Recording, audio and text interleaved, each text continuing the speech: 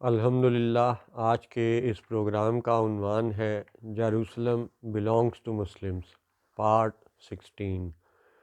یروشلم مسلمانوں کا ہے 16واں حصہ۔ اعوذ باللہ من الشیطان الرجیم، بسم اللہ الرحمن الرحیم۔ الصلاۃ والسلام علیک یا سیدی یا رسول اللہ وعلی ازواجک و اصحابک و آلک یا سیدی یا حبیب اللہ۔ الحمدللہ لاہور شہر میں آج بروز اتوار 17 جمادی الاخر 1445 ہجری اور 31 دسمبر 2023 عیسوی کا دن ہے۔ یاد رہے کہ یروشلم کے دعوے دار جب 3 گروہ ہیں، یہودی،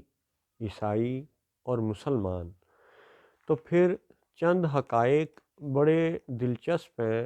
جن کو عمومی طور پہ ہمارے مسلمانوں نے بھی چھپایا اور بہت سے عیسائیوں اور یہودیوں نے بھی چھپایا، لیکن چونکہ وہ حقائق قرآن و حدیث میں آج بھی دستیاب ہیں، لہٰذا اپنے مسلمان بچوں کے لیے بھی اور سب دنیا کے لیے بھی دوبارہ سے عرض کیے جا سکتے ہیں۔ مثلاً یہ کہ جب یروشلم کے دعوے دار 3 گروہ ہیں تو صحاح ستہ جو احادیث کی 6 معروف صحیح کتابیں مشہور ہیں، ان میں 12 حدیثیں ایسی ہیں جو یہ بات بتاتی ہیں، جن کا مفہوم یہ ہے کہ جب وہ آخری یعنی ملحمۃ الکبریٰ والا معاملہ ہوگا اور وہ کہ قیامت قائم نہ ہوگی جب تک کہ مسلمانوں کا یہودیوں سے واسطہ نہ پڑے، ایک بڑی جنگ یہودیوں سے نہ ہو جائے، اور حالت یہ ہوگی کہ یہودی اگر پتھر کے پیچھے بھی چھپے گا تو پتھر کہے گا، آواز دے گا کہ اے مسلم ادھر آ، میرے پیچھے یہودی چھپا ہے، اس کو قتل کر۔ اب اس طرح کی 12 احادیث کا حوالہ سنیے۔ بخاری شریف حدیث نمبر 2925، 2926، 3593، یعنی بخاری شریف کی 3 احادیث ہیں جو پتھر کے پیچھے یہودی کے چھپنے کا ذکر کرتی ہیں، عیسائی کے چھپنے کا ذکر نہیں ہے اس میں، بنی اسرائیل کے چھپنے کا ذکر نہیں ہے اس میں۔ اچھا جی، مسلم شریف حدیث نمبر 7335، 7337، 7338، پھر 7339، یعنی مسلم شریف کی 4 احادیث ہیں۔ پھر ترمذی شریف کی حدیث نمبر 2236، وہ بھی یہی بات ہے کہ پتھر کے پیچھے یہودی کے چھپنے کا ذکر ہے کہ آ مسلمان اس یہودی کو قتل کر جو میرے پیچھے چھپا ہوا ہے۔ کوئی ایسا نہیں ہے بیان کہ بنی اسرائیل میرے پیچھے چھپا ہے یا عیسائی میرے پیچھے چھپا ہے۔ اس کا مطلب ہے بنی اسرائیل کو، عیسائی کو اور یہودی کو ڈفرینشیٹ کرنے والی، ان کا فرق بیان کرنے والی آیات اور احادیث دوبارہ سے پھر سے غور سے دیکھنا پڑیں گی، اور یہی اس حقیر کی کوشش ہے۔ اچھا، اسی طرح پتھر، یہودی، قتل، ٹھیک ہے، اسی موضوع پہ سنن ابن ماجہ حدیث نمبر 4077، 4077، پھر مسند احمد حدیث 12898، 12982 اور 13013۔ اچھا، یہ تھیں اب تک جو بیان کردہ حوالے، صحاح ستہ میں سے 12 حوالے، ٹھیک ہے۔ اس کے علاوہ دیگر کتب، مشکوٰۃ المصابیح اور دیگر کتب میں بھی احادیث موجود ہیں، یعنی 12 حوالے آپ کو صرف صحاح ستہ کتابوں میں سے دیے گئے ہیں کہ جب وہ آخری بڑی جنگ کا معاملہ ہوگا تو پتھر کے پیچھے عیسائی کے چھپنے کا ذکر نہیں ہے، بنی اسرائیل کے چھپنے کا ذکر نہیں ہے، یہودی کے چھپنے کا ذکر ہے۔ اس کا مطلب ہے کہ اس آخری حصے میں یعنی یروشلم میں یہودیوں کا حق نہیں ہوگا۔ یہ بات مسلمان حکمرانوں کو اور ان کے چندوں پر پلنے والے مذہبی ان کے گروہوں کو پھر سے غور کر لینی چاہیے۔ اچھا، ایک اور بات کہ پچھلے پروگرام میں اس حقیر نے یہ عرض کیا کہ جب المسیح عیسیٰ بن مریم علیہ السلام اس دنیا پہ نازل ہوں گے تو وہ نبی ہوں گے، مسلمان ہوں گے، اور یروشلم کا انچارج کنٹرول، ٹھیک ہے، یروشلم کا انتظام وہ خود سنبھالیں گے، ٹھیک ہے۔ بنی اسرائیل میں سے شرک کو ختم کرنا یہ کام وہ خود کریں گے، شراب ختم کرنا، خنزیر کا گوشت کھانا، سود، فارکسپیرٹی کا دجل، یہ نیشنلزم کا شرک، یہ سب خرابیاں وہ خود ختم کریں گے۔ اور یروشلم یہ نہیں ہے کہ اس وقت معاذ اللہ کوئی مسجد الاقصیٰ میں گھنٹیاں بجنی شروع ہو جائیں گی، نہیں نہیں نہیں، ایسا نہیں ہوگا۔ مسجد الاقصیٰ میں بھی نماز ہوگی، رکوع اور سجدے والی نماز ہوگی۔ اس کا ثبوت یہ ہے کہ حضرت المسیح عیسیٰ بن مریم علیہ السلام امام المہدی کے پیچھے بھی ایک نماز ادا فرمائیں گے۔ اس کا مطلب ہے یہ ثابت ہوتا ہے کہ مسجد الاقصیٰ جب المسیح عیسیٰ بن مریم علیہ السلام کے انتظام میں آ جائے گی تو بھی وہاں پہ رکوع اور سجدے والی نماز ہوگی، گھنٹیاں نہیں بجیں گی۔ اس وقت دنیا بھر کے یہ جو چرچ ہیں ان میں کرسیوں کا، بینچوں کا یہ کھاتا ختم ہو جائے گا، صفیں اور چٹائیاں بچھ جائیں گی۔ ہاں وہ کہ جب خراسان کی فوج یعنی پاکستان اور افغانستان کے مسلمانوں کی فوج جب یہاں سے اٹھے گی اور یہاں کے کچھ کافروں کو قتل کرتے ہوئے روانہ ہوگی اور پھر خطہ عرب میں جا کے وہ المسیح اور امام المہدی کے یعنی کہ فوجوں کا وہ حصہ بنیں گے، اور پھر اس سے آگے جا کے وہ قسطنطنیہ بھی فتح کریں گے، تو ایک اور اہم واقعہ یہ ہوگا کہ قسطنطنیہ یعنی ترکی میں وہ جو ہاگیا صوفیہ کا چرچ جسے کہ کسی ایک آٹومن امپائر کے کسی سلطان نے عیسائیوں سے لے کر کے اسے چرچ سے مسجد میں بدل دیا تھا، وہ کیتھیڈرل ہاگیا صوفیہ والا وہ دوبارہ عیسائیوں کو واپس کیا جائے گا۔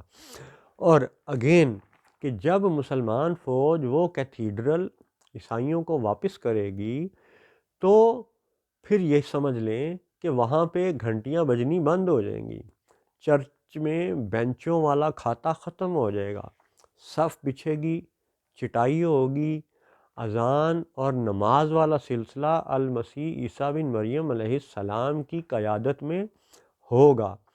ہاگیا صوفیہ کا چرچ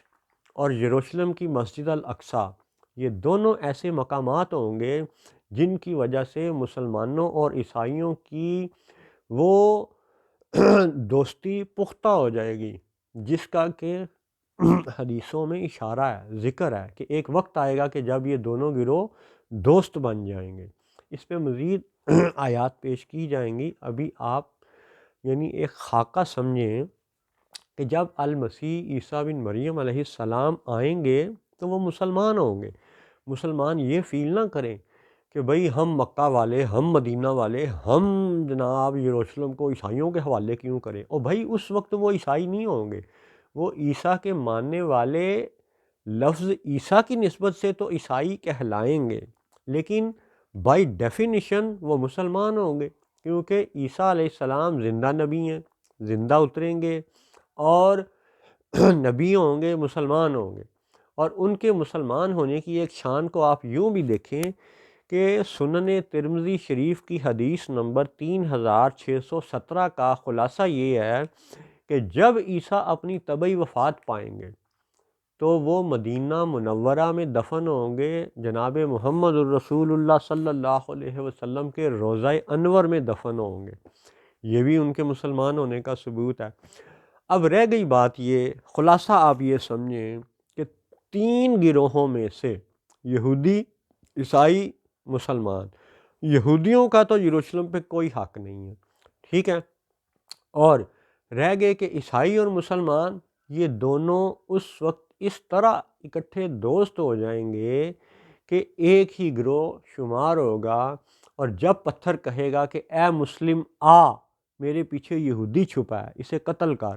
تو اس وقت وہ عیسائی اور مسلمان وہ مل کر کے آئیں گے، یا ان میں سے کوئی بھی آئے تو وہ مسلمان ہی کہلائے گا۔ عیسائی آئے تو بھی وہ مسلمان کہلائے گا، مسلمان آئے تو بھی وہ مسلمان ہی کہلائے گا، اور پتھر کے پیچھے چھپے ہوئے یہودی کو قتل کرے گا۔ اب یہ تھا یہودی کا، عیسائی کا، مسلمان کا ایک یعنی سادہ سا خلاصہ۔ اب اسی کو ایک اور زاویے سے دیکھیں کہ حضور صلی اللہ علیہ وآلہ وسلم اس دنیا میں پیدا ہوتے ہیں 571 عیسوی میں، یعنی حضرت عیسیٰ علیہ السلام کے پہلی دفعہ کے زمانے سے کوئی تقریباً 650 سال بعد۔ تو جب ہم دیکھتے ہیں کہ حضور صلی اللہ علیہ وسلم ابھی پیدا نہیں ہوئے تھے، ٹھیک ہے، اور ان سے 650 سال پہلے عیسیٰ علیہ السلام کا زمانہ تھا، تب بھی عیسیٰ علیہ السلام یروشلم میں زندہ سلامت موجود تھے، اور اس وقت بھی یروشلم وہ کن کے قبضے میں تھا، کن کے انتظام میں تھا؟ یعنی گو کہ رومن کی سٹوری بھی ہے، سود خور یہودیوں کی سٹوری بھی ہے، لیکن اس وقت بھی المسیح عیسیٰ بن مریم علیہ السلام کے جو ماننے والے تھے وہ مسلمان ہی تھے، ٹھیک ہے، تو لہٰذا اس وقت بھی عیسیٰ کے ماننے والے مسلمان ہی تھے، اور اب ان کے نزول کے بعد دوبارہ ان کے جو ماننے والے ہوں گے وہ بھی مسلمان ہی ہوں گے۔ اب اسی تصور کو ایک اور مثال سے سمجھیے۔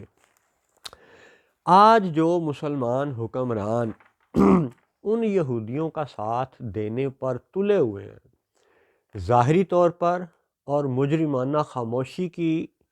یعنی اس چال میں، دراصل وہ ان یہودیوں کا ساتھ دے رہے ہیں اس وقت کہ جو نیتن یاہو جیسا یہودی جتھا، دراصل یاجوج اور ماجوج کا جتھا، جوئش زائونسٹ جتھا، ٹھیک ہے، یہ مسلمانوں کو قتل کر رہا ہے، عیسائیوں پہ بھی ظلم کر رہا ہے، تمام دنیا پہ ظلم کر رہا ہے، ٹھیک ہے، اور دعویٰ ان کا یہ ہے کہ وہ جی سلیمان علیہ السلام کے نام کا ٹیمپل بنانا چاہتے ہیں۔ اب وہ تمام مسلمان اور وہ تمام مسلمان حکمران جو ایسے یہودیوں کی حمایت میں 2 اسٹیٹ سلوشن کی بات کرتے ہیں، یعنی وہ یہودی جو سلیمان علیہ السلام کے نام کا ٹیمپل بنانے پہ تلے ہوئے ہیں، اور وہ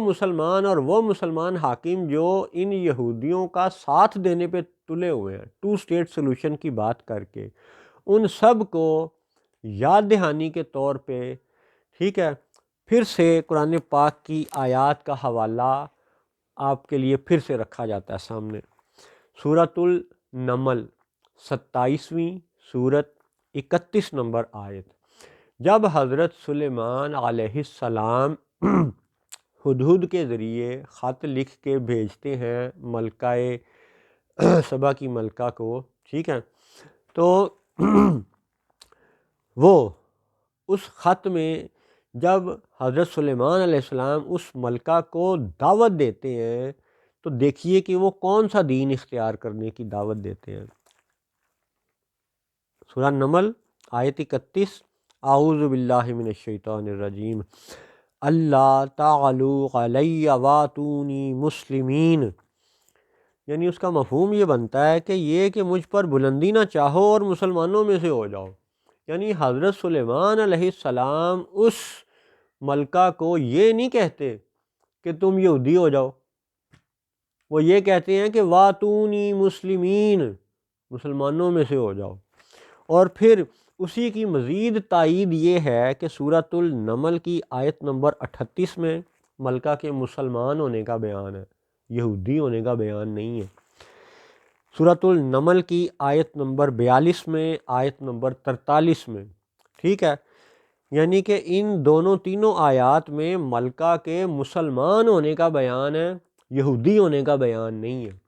تو وہ سب مسلمان اور وہ سب حکمران جو سلیمان علیہ السلام کے نام پر ٹیمپل بنانے والے یہودیوں کا ساتھ دینے پہ تلے ہوئے ہیں، وہ یہ جان لیں کہ سلیمان علیہ السلام نے ملکہ کو مسلمان ہونے کی دعوت دی تھی، یہودی ہونے کی دعوت نہیں دی تھی، اور وہ ملکہ مسلمان ہو گئی تھی، یہودی نہیں ہوئی تھی۔ تو آج کے اس پروگرام کا اب تک کا خلاصہ یہ ہے کہ جب المسیح عیسیٰ بن مریم علیہ السلام آئیں گے تو وہ مسلمان ہی ہوں گے، کیونکہ ایک مثال وہ بھی آپ سمجھیں کہ جب سلیمان علیہ السلام تھے،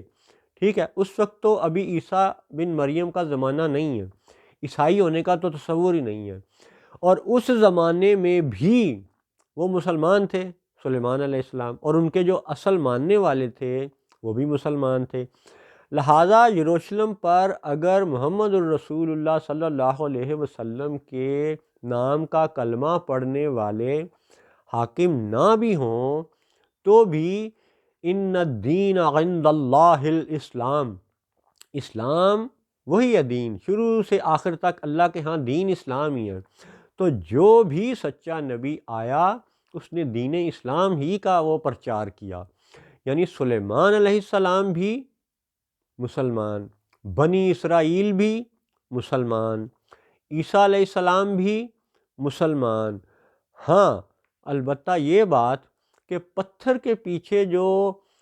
چھپا اس کا یہودی ہونے کا ذکر ہے، بنی اسرائیل اور عیسائی ہونے کا ذکر نہیں ہے۔ اس کی مزید وضاحت اگلے پروگرام میں کریں گے تاکہ ہمارے بچوں کو یہ ایک واضح نقشہ ذہن میں بن جائے کہ کس طرح یہودیوں نے اور ان کے چندوں پر پلنے والوں نے لوگوں کو، قوموں کو صدیوں سے دھوکے میں مبتلا کر رکھا ہے۔ اللہ نے چاہا تو اللہ کے فضل سے دجل کا یہ پردہ انشاءاللہ چاک کریں گے۔ السلام علیکم ورحمۃ اللہ وبرکاتہ۔